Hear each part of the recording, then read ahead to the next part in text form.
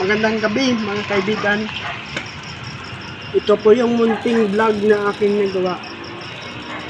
At ito din ang afternoon routine ko bago ako umuwi. Pumapasada ko ng sikad para mapag-ipon sa aking laptop. Sa umaga, isa akong estudyante. Sa gabi, ako naman ay nagmamaneho ng sikad. Or kung sa Tagalog ay padyak para makaipon ng baon at saka pamili na rin ng mga gamit ko sa eskwelahan.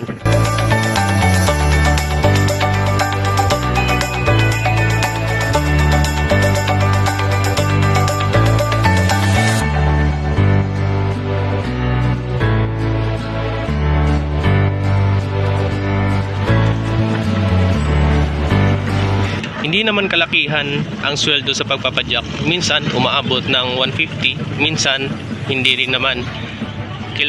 Ginagawa ko to para makapag-ipon, para na rin makatulong sa pamilya, para na rin sa aking pag-aaral.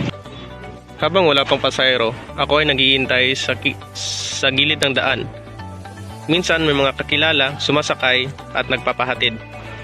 Kadalasan naman, inaabot ako ng ilang oras bago may sumakay. Pero okay lang naman, naghihintay lang naman ako dito sa gilid ng daan.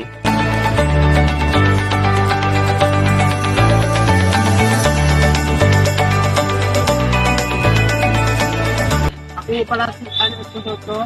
Please subscribe, comment, and share to my YouTube channel.